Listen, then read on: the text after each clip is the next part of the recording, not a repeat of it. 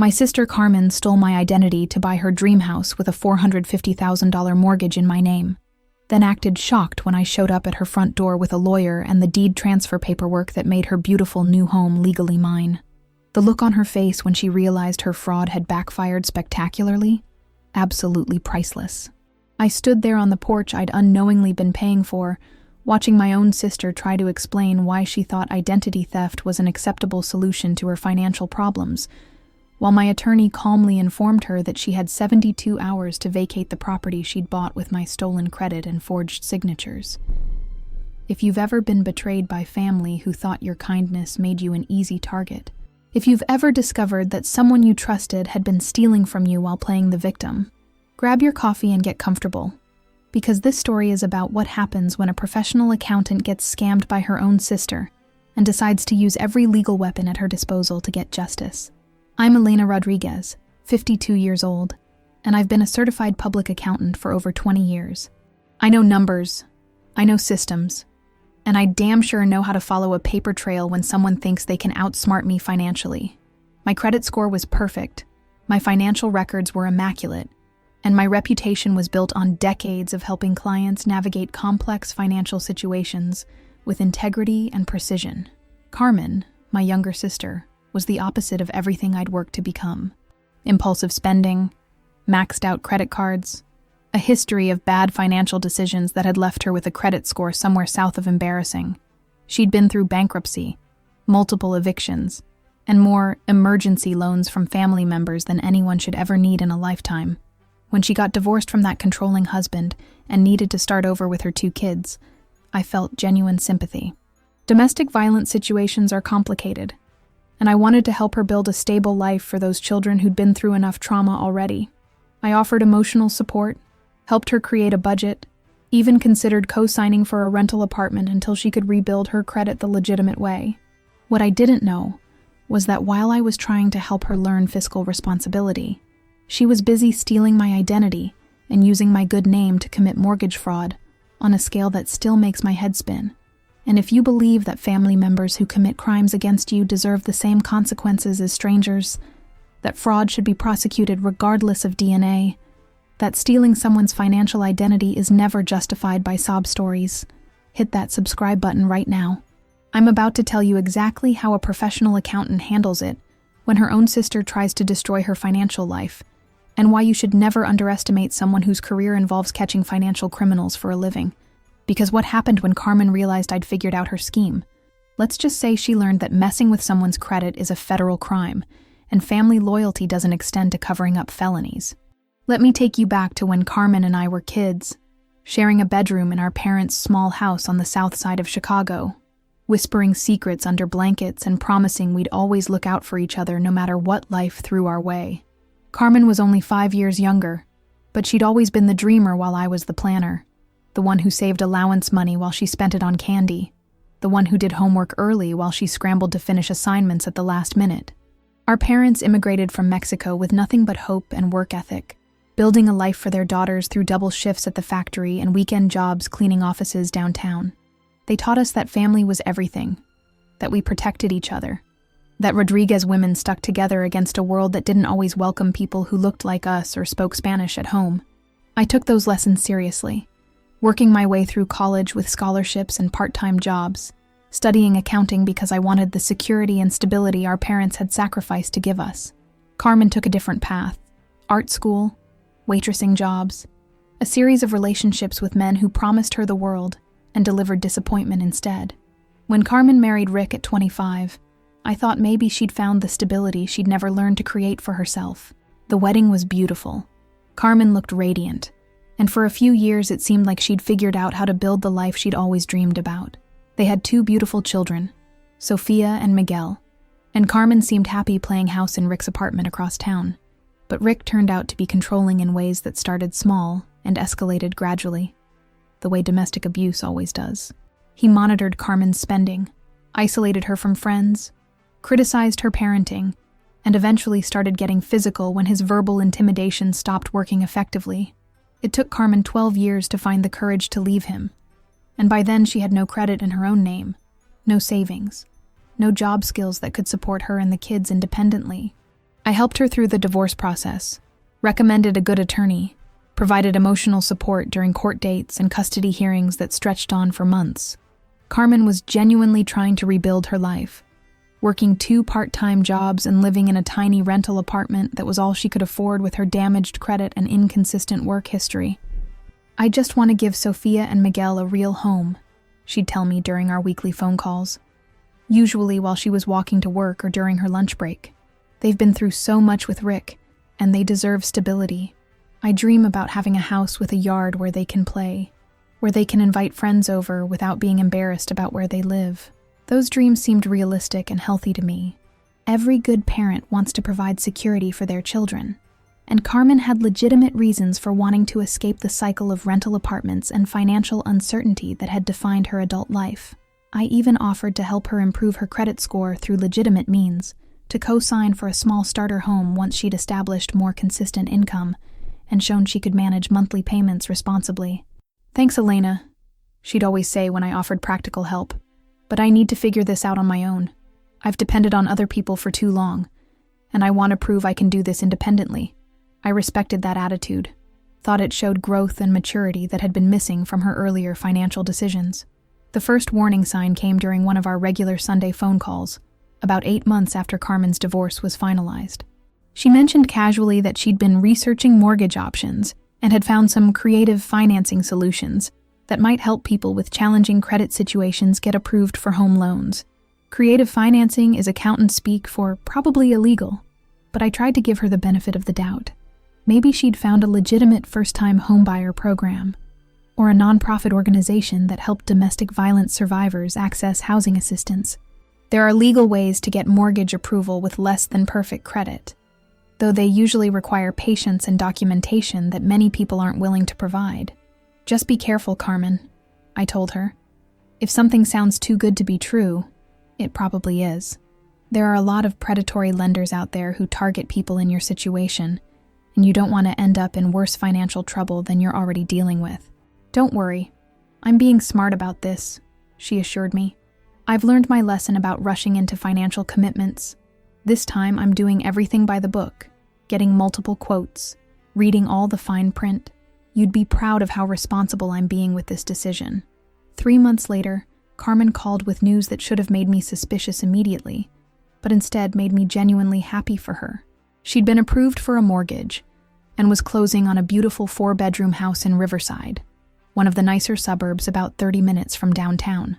The house had a big backyard, excellent schools, and enough space for Sophia and Miguel to each have their own bedrooms for the first time in their lives. "Carmen, that's amazing," I said, though part of my accountant brain was wondering how she'd qualified for a mortgage that size with her employment and credit history. "What kind of loan did you get? FHA? VA? Some kind of special program?" "It's complicated," she said, which should have been my second red flag. "My mortgage broker handled all the technical stuff. All I know is that my monthly payments are reasonable, and we can finally have the stability the kids deserve. You should come see it once we're settled in." The house was gorgeous when I visited a month later. Hardwood floors, updated kitchen, master bathroom with a soaking tub that Carmen couldn't stop raving about. Sophia and Miguel were thriving in their new neighborhood, making friends and adjusting to schools that were significantly better than anything they could have accessed from their old apartment. "How are you managing the payments?" I asked during a quiet moment while the kids were playing in the backyard. "This house must be at least $400,000, and your income—" "Elena, please don't worry about my finances," Carmen said, with an edge to her voice that I'd never heard before. "I'm handling everything fine. The mortgage broker found creative solutions that work for my situation, and I'm making all my payments on time. Everything is completely legal and above board. Legal and above board." The more she insisted everything was legitimate, the more concerned I became about what kind of creative solutions had gotten her approved for a mortgage that should have been impossible given her financial history. But she was my sister. I wanted her to succeed. And the kids were so happy in their new home that I pushed my concerns aside and tried to focus on celebrating her apparent turnaround. That was my mistake. In my profession, I'd learned to trust financial instincts and investigate inconsistencies that didn't add up. But when it came to family, I let love override logic. I wanted to believe Carmen had found legitimate solutions to her problems, instead of recognizing the signs that something fundamentally dishonest was happening. The discovery that destroyed my trust in Carmen forever came 6 months later, when I applied to refinance my own mortgage to take advantage of lower interest rates. My credit had always been excellent. Scores in the high 700s, perfect payment history, debt-to-income ratios that made me every lender's dream customer. The refinancing should have been routine paperwork, approved within days with competitive rates that would save me hundreds of dollars monthly. Instead, I got a phone call from the loan officer that made my blood run cold. "Ms. Rodriguez, we're having some difficulty with your application," she said, using that careful tone financial professionals use when they're delivering bad news. "Your debt-to-income ratio is showing significantly higher than what you've reported on your application. Are you currently carrying a large mortgage or loan that you might have forgotten to disclose?" Large mortgage or loan? I owned my house free and clear, had been making extra principal payments for years specifically to eliminate mortgage debt.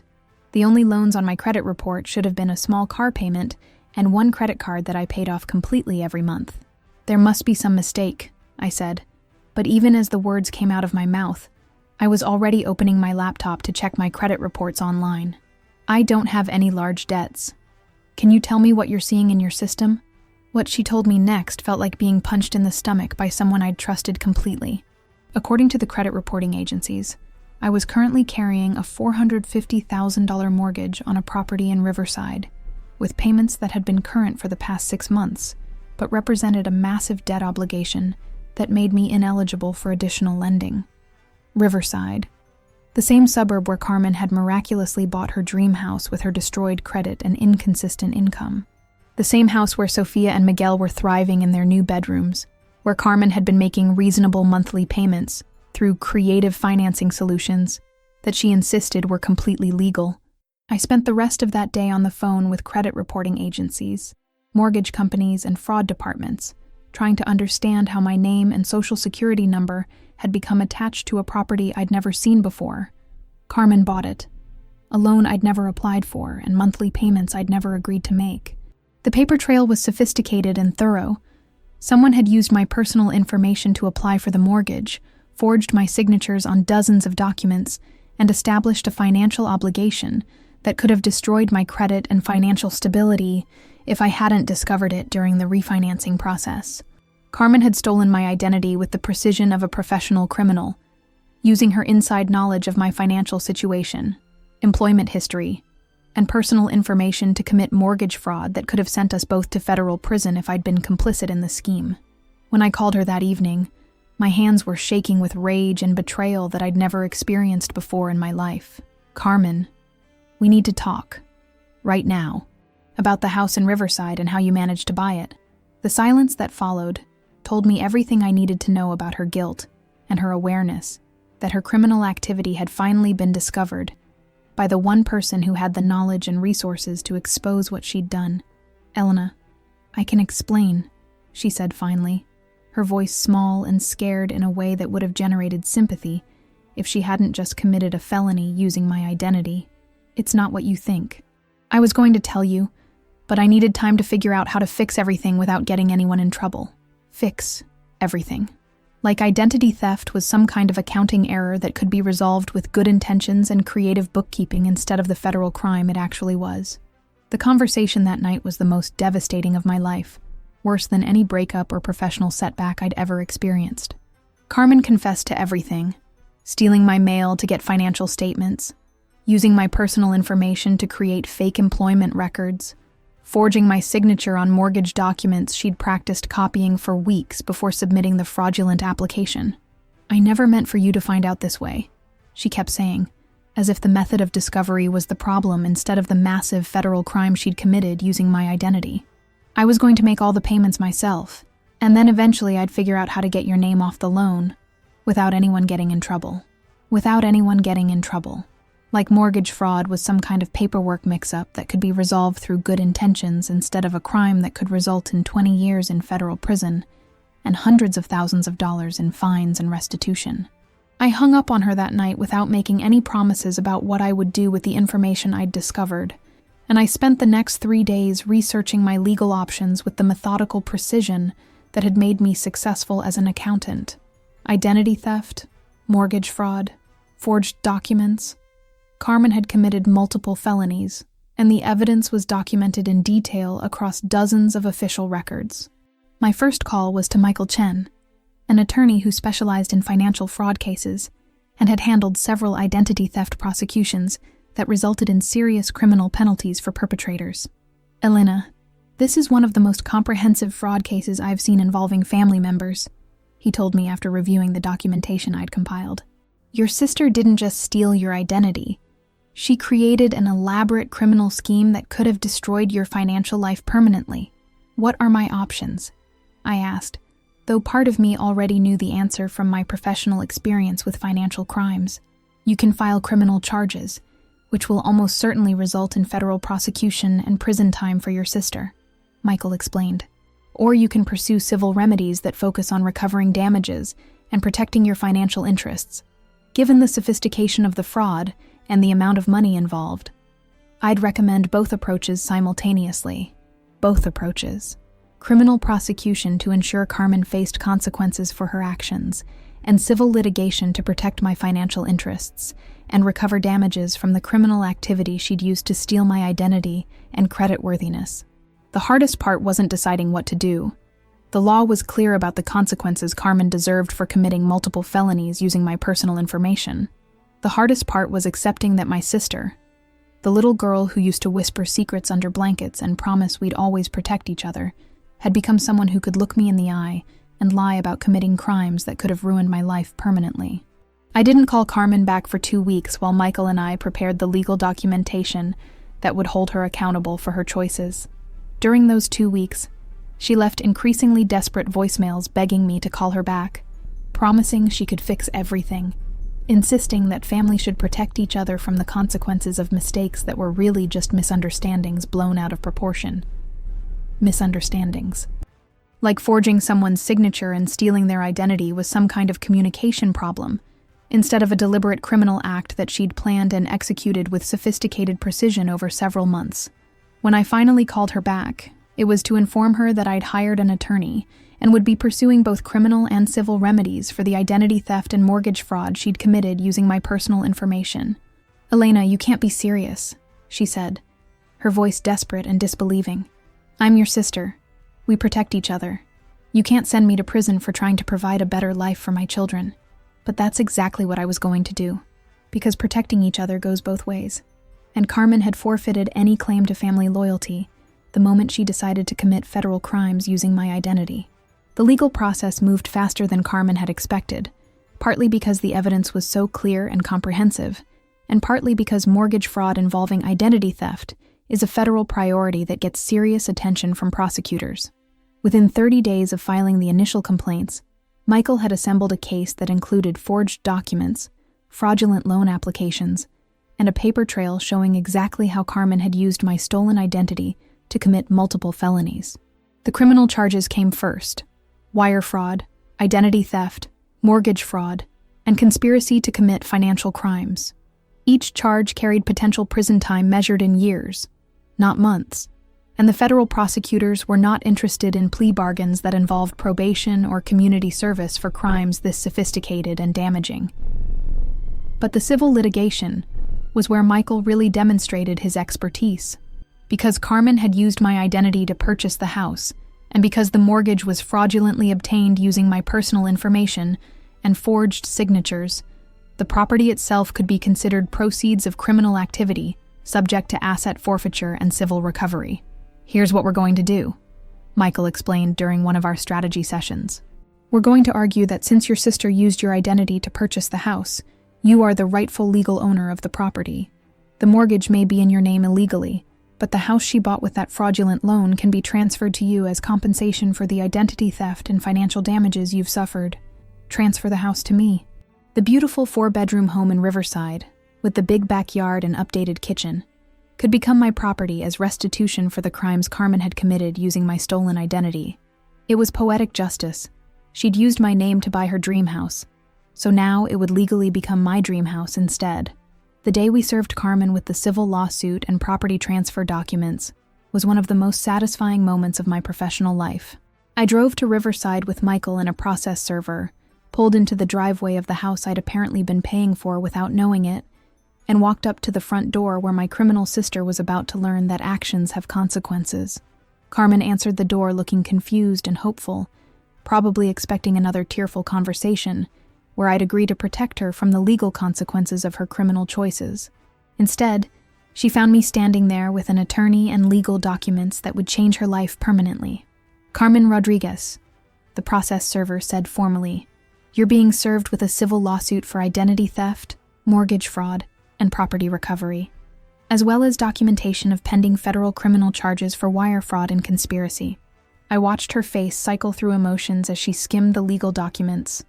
Confusion, disbelief, panic, and finally a kind of desperate anger that people show when they realize their criminal activity has caught up with them in ways they never anticipated.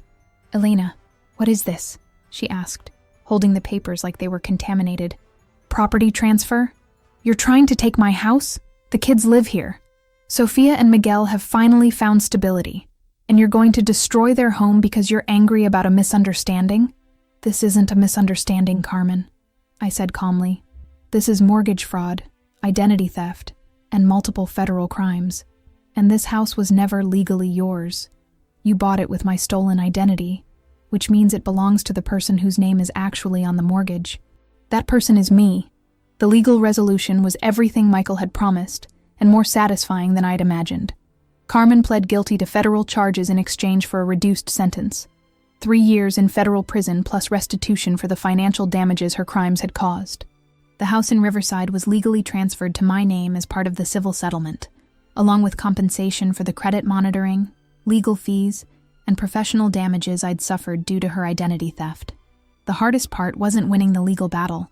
The evidence was overwhelming, and the law was clearly on my side.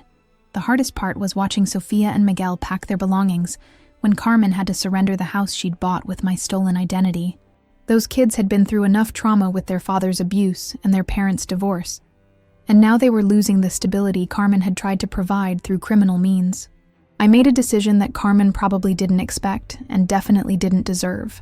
I allowed her to arrange temporary housing for Sophia and Miguel with Rick's parents while she served her prison sentence, and I established education funds for both children from the equity in the house their mother had bought fraudulently.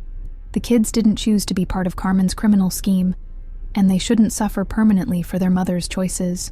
But Carmen herself faced the full consequences of her actions. 3 years in federal prison, a felony record that will follow her for life, and the knowledge that her attempt to steal from her own sister backfired so spectacularly that she lost everything she'd tried to gain through illegal means. The house in Riverside is beautiful, by the way. I kept most of Carmen's furniture and decorations because Sophia and Miguel had helped choose them, and I wanted to preserve some continuity for them when they visit on weekends and school breaks. The master bathroom with the soaking tub that Carmen couldn't stop raving about, it's as relaxing as she claimed, though I imagine it feels different when you're enjoying it legally instead of as the proceeds of identity theft. People ask me if I feel guilty about prosecuting my own sister, about taking the house she'd bought for her children, about sending her to prison when she was trying to escape an abusive situation and provide stability for kids who'd been through trauma. The answer is simple. Carmen made her choices when she decided to commit federal crimes using my identity, and I made mine when I decided that family loyalty doesn't extend to covering up felonies. Identity theft destroys lives, ruins credit, and can take years to resolve even when the victim hasn't done anything wrong. Carmen knew this because I'd helped clients recover from similar crimes in my professional work, yet she chose to do it anyway, because she thought family relationships would protect her from consequences. She was wrong about that, and now she's spending 3 years in federal prison learning that criminal activity has the same penalties, regardless of whether you're related to your victims. Tell me in the comments, would you prosecute a family member who stole your identity to commit mortgage fraud? Do you think family loyalty should protect people from the consequences of serious crimes? Or do criminal actions deserve legal consequences regardless of DNA? If this story reminded you that being family doesn't give someone the right to destroy your financial life, that identity theft is a serious crime with serious penalties, that protecting yourself legally isn't betraying someone who betrayed you first, Hit that subscribe button and ring the notification bell. I'm Elena Rodriguez, and I've got more stories about what happens when family members mistake your love for weakness, when professional expertise meets personal betrayal, and why some people only learn about consequences when they're facing federal prosecutors. Because sometimes the most important lesson you can teach someone is that their actions have consequences, even when those consequences involve prison sentences and permanent criminal records. And sometimes the most beautiful house is the one you own legally, instead of the one someone bought for you with stolen identity and forged signatures.